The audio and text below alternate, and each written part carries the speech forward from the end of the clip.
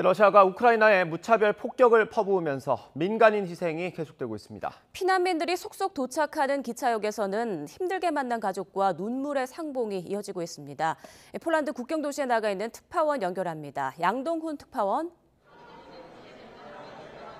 네, 우크라이나 폴란드 국경 도시인 프셰미실 중앙역에 나와 있습니다. 네, 양동훈 기자, 현지의 민간인 피해가 계속해서 누적되고 있다고요? 네, 러시아가 우크라이나 제2의 도시인 하르키우에 무차별 폭격을 퍼붓는 등 전쟁이 점점 격화하고 있습니다. 우크라이나 당국은 이 폭격으로 20명 넘게 숨지고 100명 넘게 다쳤다고 밝혔습니다.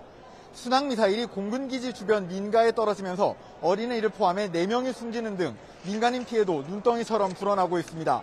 우크라이나 당국은 개전 이후 적어도 2,000명 이상의 민간인이 러시아의 공격으로 숨졌다고 밝혔습니다.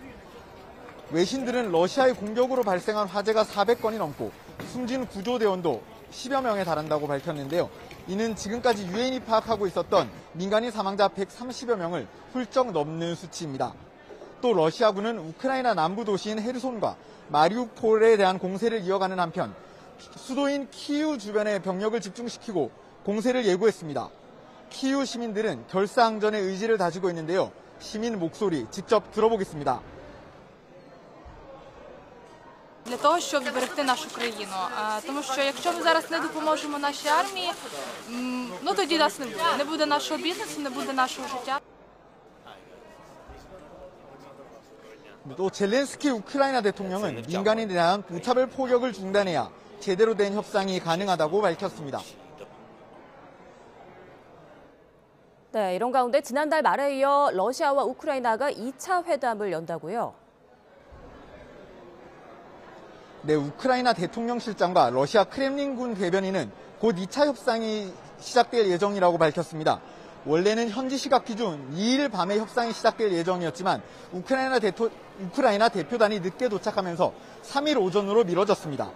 다만 회담에서 양국 간에 어떤 진전이 있을지는 미지수입니다.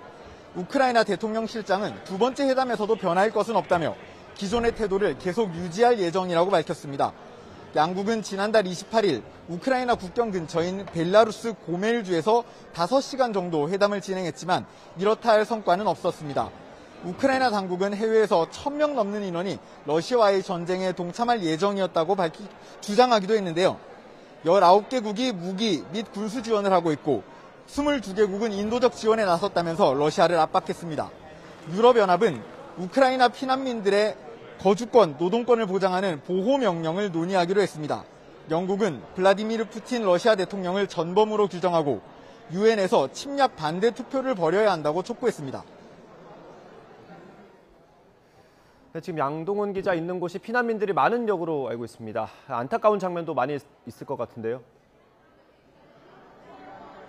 네, 지금 제 뒤에서는 동유럽 전통 음식인 닭으로 만든 굴라시를 피난민들에 제공하고 있습니다.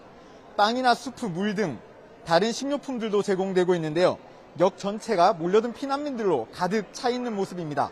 역 뒤쪽에서는 어린이들에게 제공하는 인형이나 작은 신발들을 포함해 피난민들이 쓸 수 있는 옷가지나 생필품들을 나눠주는 공간도 따로 마련되어 있습니다.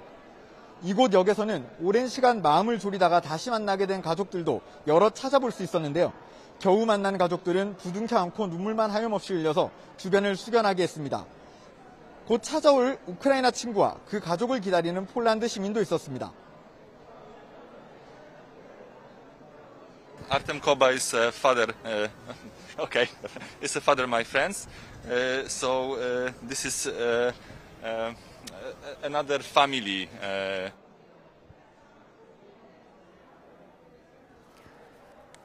네, 지금 우크라이나와 바로 붙어 있는 폴란드에 나가 있는데요. 지금 폴란드 군사 움직임은 어떻습니까?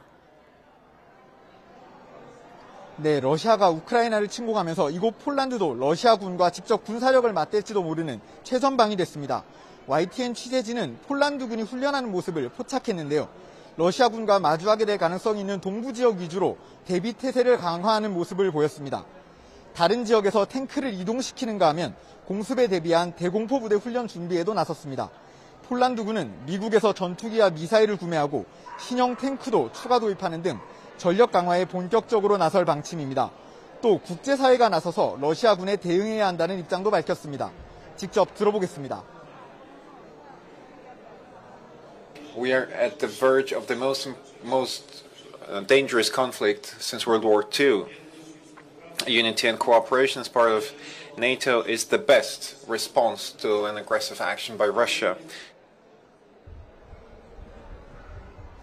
폴란드는 북대서양 조약기구 나토 회원국이라 러시아가 침공하지 못할 거라는 관측이 많았지만 우크라이나 침공 이후에는 불안감이 조금씩 고개를 드는 모습입니다.